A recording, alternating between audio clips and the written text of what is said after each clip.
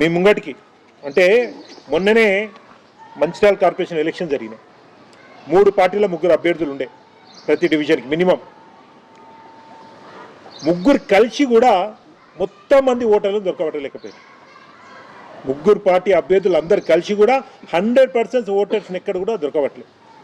50, 60, 70% polling అయింది, కానీ ఎక్కడ కూడా 100% అందరూ దొరకవట్లేదు.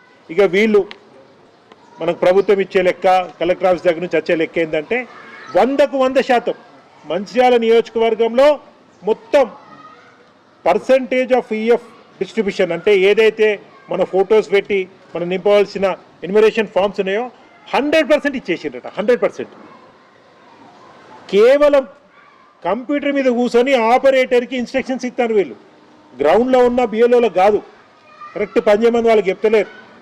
పైన రికార్డ్ రావాలి, మనం పంపించాలి. ఏమైందంటే అది ఏదో చాలా గమ్మత్తుకుంటుంది వీళ్ళ పర్సంటేజ్. మీరు డే బై డే తీసుకోండి ఎట్లా గమ్మత్తుంటుంది అంటే 99.3, 99.75 అట్లా పెట్టేసి మరునాడు 100 చేసుకుంటాం.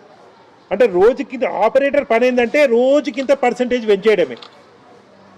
మిమ్మలను బిఎల్ఓ ద్వారా గ్రౌండ్లో పని చేయించమంటే కంప్యూటర్ ఆపరేటర్కి ఒత్తిడి చేసి లేదా ఆయనకు జీతం ఇస్తానా అని చెప్పేసి 100% చేయమంటే ఎట్లా? ఇది సాధ్యమవుతుందా? నేనేం వేగ్ గంటలేను. అనేక మందికి అంటే కొంతమంది ఇల్లులు ఇక్కడ ఉన్నాయి, ఓటు ఇక్కడనే వేస్తారు. అది ఏ ఎలక్షన్ జరిగినా ఓటు వచ్చి ఇక్కడ వేస్తారు, ఎంపీ అయినా ఎమ్మెల్యే అయినా లోకల్ బాడీ అయినా.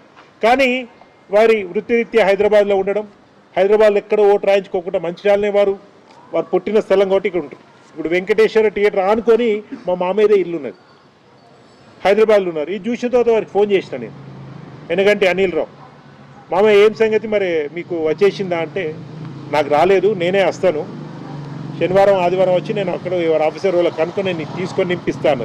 మరి ఇక్కడ 100% అంటే అర్థం ఏంటిది? ఎందుకంటే అనిల్ రావు గారు కూడా ఇచ్చి ఉండాలి కదా. ఇట్లాంటి వాళ్ళు ఎంతోమంది. అంటే ఇయ్యకుంటే ఎందుకు ఈ మోసం చేస్తుండ్రు, ఎందుకు తప్పుడు లెక్కలు చూపిస్తుండ్రు? గిట్ల వేసే ఈ విధమైన తప్పుడు లెక్కలు చూపించే మిగతా రాష్ట్రాలలో అన్యాయం జరిగింది. అదే పద్ధతి కూడా ఇక్కడ కొనసాగుతుంది. ఏమవుతుంది? 85% ఉంటుంది కావచ్చు, 75% ఉంటుంది కావచ్చు, లేకపోతే 69% ఉంటుంది కావచ్చు, 89%. ఏ పర్సంటేజ్ ఉంటుంది? యాక్చువల్ ఏది ఉంటుంది? ఎంతమందికి అంతమంది చూపించాలి కదా. రెండోది 2002 ఏదైతే ఓటర్ లిస్టు మేము బీఆర్ఎస్ పార్టీ తరఫున మా ఏజెంట్లకు ప్రతి బూత్లో ఇద్దరికి ఓటర్ లిస్టు 2025ది 2002ది వాళ్ళకు ఒక ఐడి కార్డు ఏదైతే వాళ్ళు ఇన్స్ట్రక్షన్స్ ఇచ్చినో ఆ పరంగా మా పార్టీ తరఫున మేము ఫుల్ ఫ్లెడ్జ్గా పనిచేస్తున్నాం.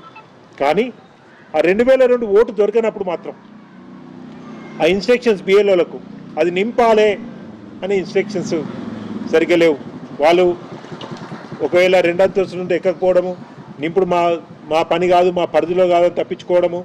ఏ అధికారి కూడా రెస్పాన్సిబుల్గా ఇది మనం 100% కరెక్ట్గా చేయాలని పద్ధతి లేదు. నేను యంత్రాంగాన్ని మొత్తం కూడా రిక్వెస్ట్ చేస్తున్నా, ప్రభుత్వాన్ని కూడా రిక్వెస్ట్ చేస్తున్నా, ఈ సంబంధిత అధికారులను కూడా నేను విజ్ఞప్తి చేస్తున్నా, ఇది తప్పు చేయకండి, తప్పుడు లెక్కలు చూపించకండి. ఎంతవరకు అయితే అంతవరకు ఫీల్డ్ లెవెల్లో పోయే ప్రయత్నం చేయండి తప్ప కేవలం కంప్యూటర్లో తప్పుడు లెక్కలు చూపించడం సరైన పద్ధతి కాదు.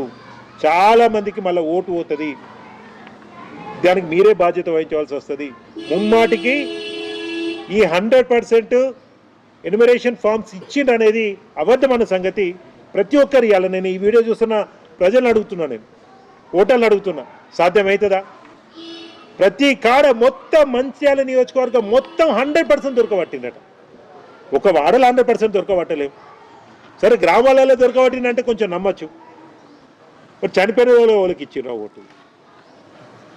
చనిపోయినది ఎవరికి ఇచ్చిండ్రు చెప్పచ్చు కదా. మీరు పోయి ఇవ్వాలన్నప్పుడు ఆ మనిషి చనిపోయినప్పుడు ఇయ్యదు కదా. అది చనిపోయినది ఎవరు మీకు రిటర్న్ ఇవ్వాలి? మరి దాని పర్సంటేజ్ కూడా మెన్షన్ చేయాలి కదా, ఇంతమంది చనిపోయారు ఇంతమందికి ఇవ్వలేదని. సో ఈ తప్పుడు లెక్కలు ఆపి